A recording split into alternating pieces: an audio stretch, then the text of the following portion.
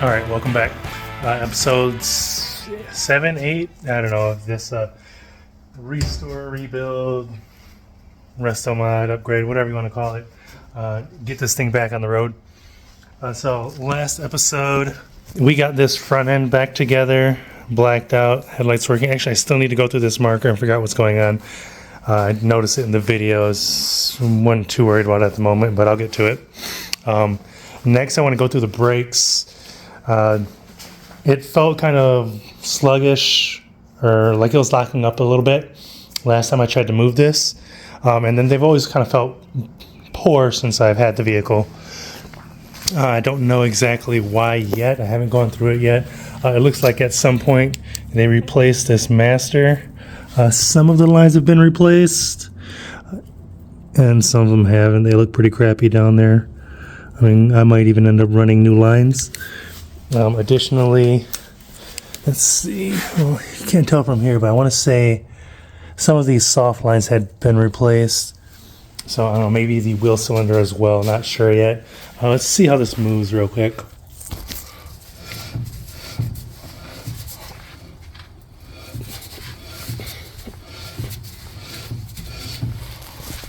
Okay, well, there's definitely some hard spots and soft spots.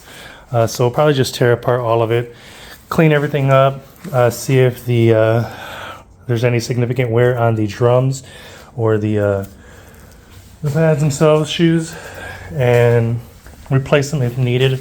Unfortunately, it has drums all the way around anyway, so we're just gonna kind of freshen them up for now. I don't want to deal with a whole caliper kit or even just the front caliper kit for now. If I'm going to do all of them, I might as well do all of them at the same time, but it's not really in the budget right now. So we're going to pull all of those off for now, get this thing in the air, get it raised up. I'll probably end up seeing if I can pressurize the master. Around here somewhere I have a forget what you call it, well, the pressure bleeders, and then crack it from the back and kind of work it towards the front and see if I can find either any leaks or if I get any significant amount of air out of there to kind of lead me in that direction. But first I'm going to go through all of them and make sure everything looks good before we get to that point. So let's get to it.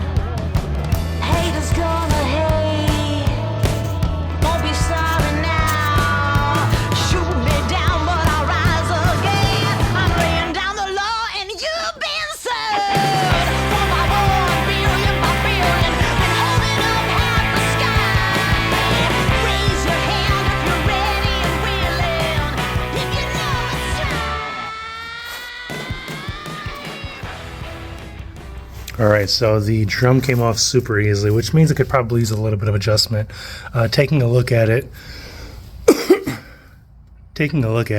I mean, the hardware looks pretty much brand new. You can still see the letters on here, which is telling me that's pretty new. I mean, there's a ton of life on there, so they haven't gotten much use. I mean, you see how thick that pad is. Got the car in neutral right now. I don't know if they replaced the wheel cylinder, but it doesn't look in bad shape either. I don't see any signs of leakage or anything. I think at this point I'm going to just spray it down, and we may see about bleeding it, but I don't see any reason at this time to worry about. It looks like it's going to be a fun bleeder to get on. At this time to worry about replacing anything in there. Again, with the exception of adjusting the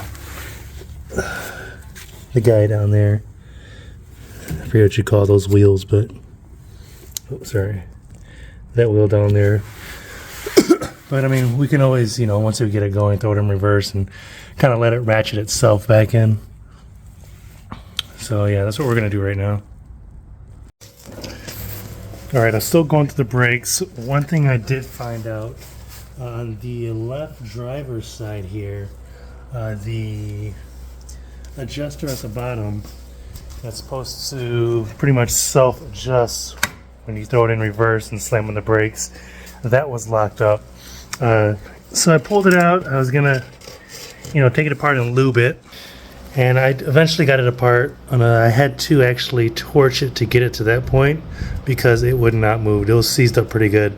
I'm gonna go through and take it to the old, you know, wire wheel here, clean off as much as I can, re-lube everything, and see if I can get her going again. Still pretty hot. We can clean up this other end.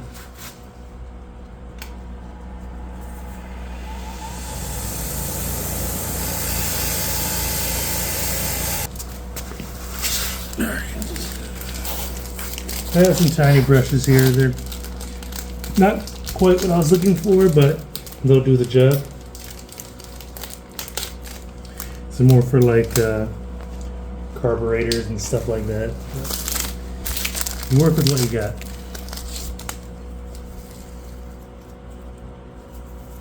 Let's see.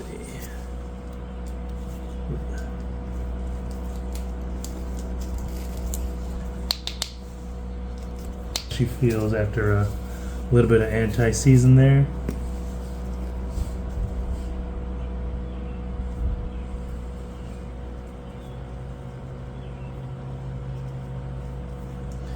Run that puppy all over the threads. Oh yeah, see, that's nice. This would not even turn before I took it off, so definitely happy with that. A little tight on the end there. A little crunchy, you know. Not bad though. Let's see if I can get a little bit of play out of the end there. There we go. Just want to bottom it out essentially. Oh yeah, that's nice. Put a little bit of that anti-seize on that end there that's essentially going to swivel on. There was this small little washer on there. Putting some anti-seize on there for peace of mind. Let's dab a little bit in there just because she was getting a little rusty as well. And it ain't gonna hurt. Alright, so everything here is functioning properly. So, put that back on, and I'm actually going to go through and check all the other three and make sure that they're functioning as well. I didn't look at those, but this brake, or this drum setup, was significantly dustier than the others. It didn't look quite as new as the others did. Still looked new, but I mean, the wear was good, but something didn't look right, so let's put this on and keep going. Alright, I'll try to get you guys a good angle here. So what I ended up doing was I broke the passenger rear loose. The back end is elevated to the highest point, and I have a little vacuum bleeder going on here right now. So what it's going to do is, as I break that bleeder loose and put that on there, and it's going to pull vacuum, it's going to suck fluid into this little reservoir here. I already broke it loose and I started suctioning it. Let's put a little more pressure on there. Hopefully you can see that. But I mean, I was already getting, look at all that air you can see coming out of there. So I mean, there's a lot in there. It definitely explains why it felt like it did. I'm going to do this till I get some consistent fluid out of there, while simultaneously checking the reservoir just to make sure that, you know, I'm not running low. So, I mean, who knows? This could take a while. It would have been better off going with a pressure bleeder as opposed to a vacuum, but I thought that I had the master attachment, which I cannot find. So we're just going to kind of have to go with this for now and see where that gets me. I'll update you guys in a minute after I get this one done and kind of move on to the others.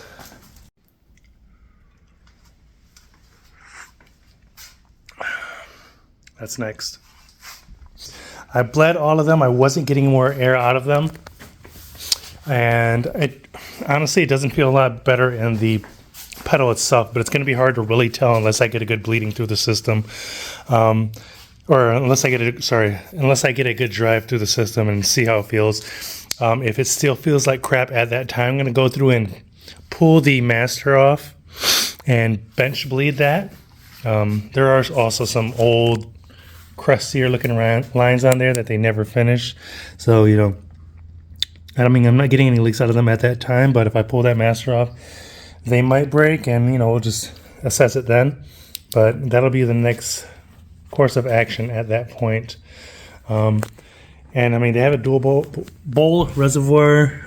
They have the old proportioning valve. Maybe that's acting up as well. I mean, that's looking pretty crusty over there. So I mean, that very well could be the case.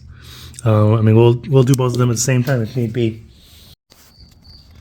So it's kind of a short video, unfortunately, but fortunately for me, it being a short video means that a lot of it went well. As far as I can tell, the brakes looked fantastic on the inside. Everything looks pretty much new. One thing that I did not show in the video, I actually did shoot a video of it, but I don't know what happened to it. Apparently I didn't save it, but there is a line right there that is kind of the Y between the rears. That did have a leak in it, and I went ahead and replaced it because I had bought them, so, you know, why not? And then, you know, I continued to go through and bleed the system. I wasn't getting anything out with the vacuum bleeder. I ended up kind of going the traditional route and, you know, doing it by hand. Still wasn't getting a whole lot out of it. It's hard to say if it's out or not until I drive the thing and kind of give it a feel. Although I've never driven a car without power brakes anyway, so we'll see how it feels. But if it feels like there's still a lot of air in the line at that point, then I'll go ahead and I'll pull the master off and kind of do a bench bleed on that. But while I have the car up in the air, I'm going to start working on the BM, Quicksilver shifter. And hopefully that'll be a little better content. I know I'm kind of shooting content a little differently now, as opposed to just doing everything time-lapse or watching me do it from start to finish. It looks kind of tedious, isn't that entertaining to watch? So I'm trying to kind of do it at points. I put this on, explain what I did, show you the next point and do it like that. Let me know if that's ideal or not. Just kind of figuring it out. But stick with me and we'll get her there. Hopefully after this shifter's in, I can get the interior back together somewhat and give her a test drive again. We'll see. I know the oil pan is still leaking. I actually got to change out the pinion seal, which I have that as well. I might do that. The oil pan's on the trans is leaking at that cork gasket, which I shouldn't have used, but I did anyway. So we'll swap that out. Probably get an aftermarket pan that has a nice drain on it, so we're not just splashing all over the place. And kind of take it from there. But stick with me and we'll get her figured out eventually.